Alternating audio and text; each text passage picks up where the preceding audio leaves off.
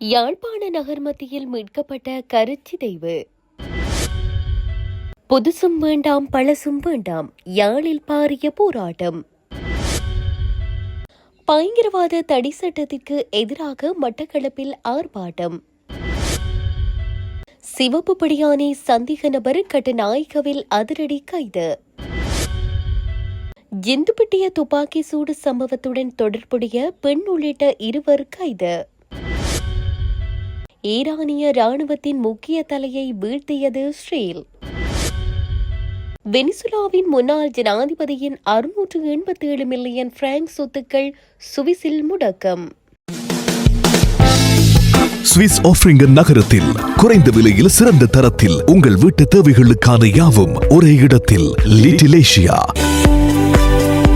இங்கே தாயகத்திலிருந்து தரமான மரக்கறி, ஃப்ரெஷ்ஷான இறைச்சி, சுவையான மீன் வகைகள் மற்றும் ஆசிய, ஆப்பிரிக்க, தாய்லாந்தில் இருந்து இறக்குமதி செய்யப்பட்ட பலசரக்கு பொருட்கள் அனைத்தும் ஒரே கூரையின் கீழ்.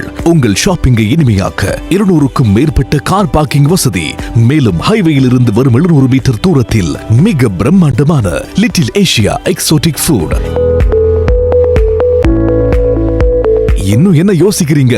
இப்பவே வாங்க, கையோட அள்ளிட்டு போங்க.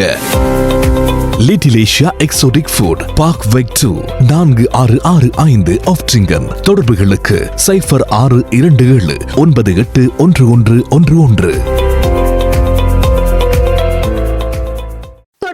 விரிவான செய்திகள். யாழ்ப்பாணம் நகர் மத்தியில் மீட்கப்பட்ட கரு தொடர்பில் கண்காணிப்பு கருவிகளின் உதவியுடன் விசாரணைகளை மேற்கொள்ளுமாறு யாழ் நீதவான் லெனின்குமார் காவல்துறையினருக்கு பணித்துள்ளார்.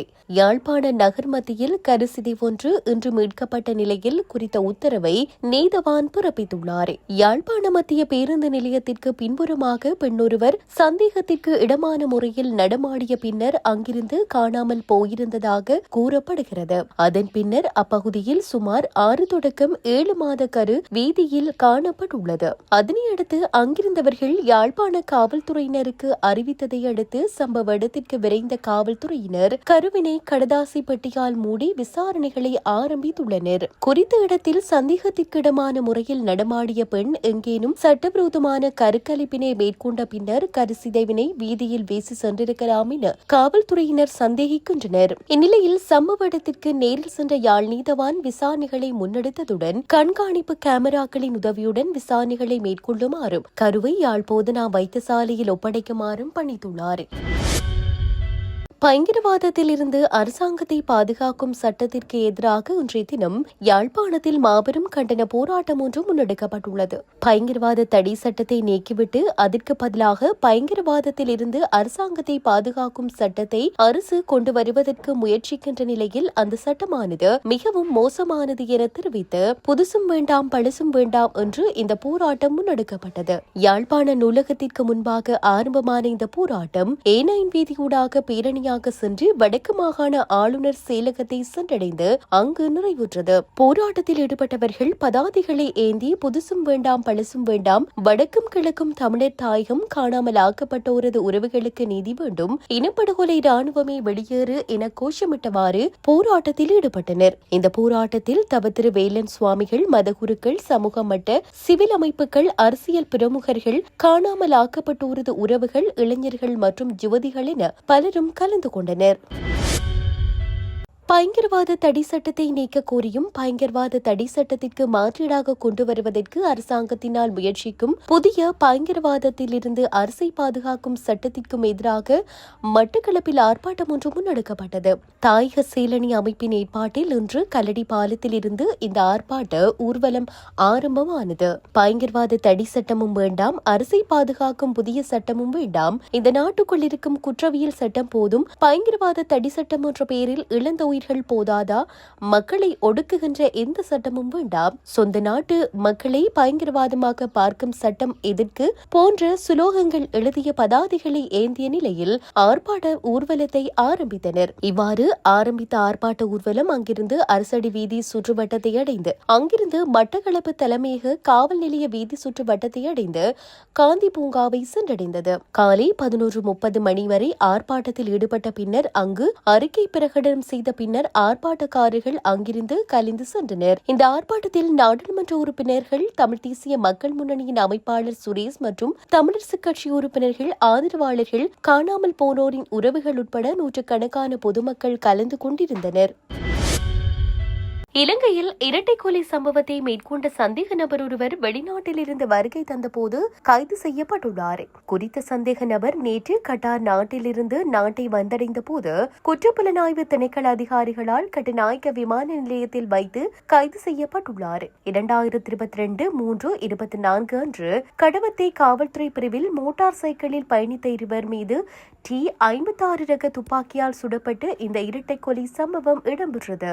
இந்த குற்றச்செயல் தொடர்பில் ஏற்கனவே கைது செய்யப்பட்டிருந்த குறித்த சந்தேக நபர் மகர நீதவான் நீதிமன்றத்தினால் விளக்கமறியலில் வைக்கப்பட்டிருந்தார். பின்னர் பிணையில் விடுதலையானவர் நீதிமன்ற உத்தரவுகளை மீறி வெளிநாட்டிற்கு தப்பி சென்றிருந்த நிலையில் அவருக்கு எதிராக சர்வதேச சிவப்பு பிடியாணை பிறப்பிக்கப்பட்டிருந்தது. இந்த நிலையில் இவர் நாட்டை வந்தடைந்த போது குற்றப்புலனாய்வு திணைக்கள அதிகாரிகளால் கைது செய்யப்பட்டார். கைது செய்யப்பட்டவர் சியம்பலாபி பிரதேசத்தை சேர்ந்த 32 வயதுடையவர் எனவும் கடவத்தை காவல்துறையினர் இது தொடர்பான மேலதிக விசாரணைகளை முன்னெடுத்து வருவதாகவும் தெரிவிக்கப்பட்டுள்ளது. கொழும்பு ஜிந்துப்பட்டிய பகுதியில் உள்ள சிகை அலங்கார நிலையம் ஒன்றில் கடந்த 14ஆம் தேதி நடந்த துப்பாக்கிச் சூட்டு சம்பவத்தில் ஒரு பெண் உள்ளிட்ட இருவர் கைது செய்யப்பட்டுள்ளனர். குறித்த சம்பவத்தில் ஒருவர் கொல்லப்பட்டு மேலும் 4 பேர் காயமடைந்திருந்தனர். குற்ற சம்பவம் குறித்து விசாரணை நடத்தி வரும் கொழும்பு வடக்கு பிரிவு குற்றப்புலனாய்வு பணியக அதிகாரிகளால் சந்தேக நபர்கள் நேற்று கைது செய்யப்பட்டதாக காவல்துறையினர் தெரிவித்தனர். நேற்று கடவத்தை சூரியபலுவ பகுதியிலும் வெள்ளம்பட்டியின் வெகரகொடல்ல பகுதியிலும் கொழும்பு வடக்கு பிரிவு குற்றப்புலனாய்வு பணியகத்தின் அதிகாரிகள் குழு 6 கிராம் 540 மில்லிகிராம் ஐஸ் என்ற போதைப் பொருளுடன் ஒரு ஆண் சந்தேக நபரையும் 3 கிராம் 100 மில்லிகிராம் ஐஸ் என்ற போதைப் பொருளுடன் ஒரு பெண் சந்தேக நபரையும் கைது செய்து கடலோர காவல் நிலையத்தில் ஒப்படைத்தனர். கைது செய்யப்பட்ட ஆண் சந்தேக நபர் வயது 44 என்றும் பெண் சந்தேக நபர் வயது 29 என்றும் தெரிவிக்கப்படுகிறது. இவர்கள் சேதவத்த மற்றும் வெகரகொடல்ல பகுதியில் வசித்து வந்தவர்கள் ஆவர். மேலும் மேற்கொள்ளப்பட்ட விசாரணைகளில் குற்ற சம்பவத்திற்கு பின்னர் துப்பாக்கியுடன் தப்பி சென்ற முச்சக்கர வாகனத்தின் சாரதியாக இந்த ஆண் சந்தேக நபர் இருந்ததும் பெண் சந்தேக நபர் அவருக்கு உதவி செய்ததும் தெரிய வந்துள்ளது. இருவரிடமும் 7 நாள் தடுப்பு உத்தரவு பெறப்பட உள்ளதுடன் காவல்துறையினர் மேலதிக விசாரணைகளை தொடர்ந்து மேற்கொண்டு வருகின்றனர். ஷேல் நடத்திய தொடர் வான்வெளி தாக்குதலில் ஈரான் ராணுவ தலைமை தளபதி ஜெனரல் அமீர் ஹடாபி கொல்லப்பட்டதாக ஷேல் ஊடகங்கள் செய்தி வெளியிட்டுள்ளன. எனினும் குறித்த செய்தி தொடர்பில் ஈரானிய தரப்பிலிருந்து இதுவரை எந்த உத்தியோகபூர்வ பதிலும் வழங்கப்படவில்லை. இன்றைய தினம் ஈரான் மீது தொடங்கப்பட்ட இந்த ராணுவ நடவடிக்கையில் ஈரான் தலைநகர் தெஹ்ரான் உள்ளிட்ட பல இடங்கள் குறிவைக்கப்பட்டதாக தெரிவிக்கப்படுகிறது. நகரம் முழுவதும் வெடிப்பு சத்தங்கள் கேட்டதாகவும் நாட்டின் பிற பகுதிகளிலும் தாக்குதல்கள் நடந்ததாகவும் சர்வதேச ஊடகங்கள் தெரிவிக்கின்றன. செயலுடன் இணைந்து அமெரிக்காவும் இந்த தாக்குதல்களை மேற்கொண்டுள்ள நிலையில் ஈரான் ஆட்சி ஏற்படுத்தும் உடனடி அச்சுறுத்தல்களை நீக்கி அமெரிக்க மக்களை பாதுகாப்பதே எங்கள் குறிக்கோள் என ஜனாதிபதி டொனால்ட் ட்ரம்ப் அறிவித்துள்ளார். அதன்படி மேற்படி தாக்குதல்கள் ஈரானின் ஏவுகணை தொழில் மற்றும் கடற்படை திறன்களை தகர்க்கும் நோக்குடன் மேற்கொள்ளப்படுவதாக அவர் தெரிவித்துள்ளார். இந்நிலையில் இதற்கு பதிலளித்த ஈரான் அதிகாரிகள் விரைவில் கடுமையான பதிலடி வழங்கப்படும் என எச்சரிக்கை விடுத்துள்ளனர். வெனிசுலாவின் முன்னாள் ஜனாதிபதி நிக்கோலஸ் மதுரோவுடன் தொடர்புடையதாக கூறப்படும் 687 மில்லியன் சுவிஸ் பிராங்க் மதிப்பிலான சொத்துக்களை சுவிட்சர்லாந்து அரசு முடக்கியுள்ளது. இந்த சொத்துக்கள் சுவிஸ் வங்கியில் வைக்கப்பட்டிருந்ததாகவும் மதுரோவுடன் நெருங்கிய தொடர்புடைய நபர்களின் பெயர்களில் இருந்ததாகவும் அதிகாரப்பூர்வ தகவல்கள் தெரிவிக்கின்றன. மொத்தமாக முடக்கப்பட்டுள்ள 687 மில்லியன் பிராங்குகளில் சுமார் 2/3 பங்கு ஏற்கனவே நடைபெற்று வந்த குற்றவியல் விசாரணைகளின் ஒரு பகுதியாக தற்காலிகமாக தடை செய்யப்பட்டிருந்தது. தற்போது மீதமிருந்த 239 மில்லியன் பிராங்கும் அதிகாரப்பூர்வமாக முடக்கப்பட்டதால் இந்த வழக்குடன் தொடர்புடைய அனைத்து சொத்துக்களும் முழுமையாக கட்டுப்பாட்டுக்குள் கொண்டுவரப்பட்டுள்ளன. இந்த நடவடிக்கை சுவிட்சர்லாந்தின் பணமோசடி கண்காணிப்பு அமைப்பான MROIC-க்கு அறிவிக்கப்பட்ட தகவல்களின் அடிப்படையில் மேற்கொள்ளப்பட்டுள்ளது. இதன் மூலம் மதுரோ மற்றும் அவருடன் தொடர்புடையவர்களின் சொத்துக்கள் வெளிநாடுகளுக்கு மாற்றப்படுவதை கட்டுப்படுத்துவது முக்கிய நோக்கமாக இருப்பதாக சுவிஸ் மத்திய அரசு தெரிவித்துள்ளது.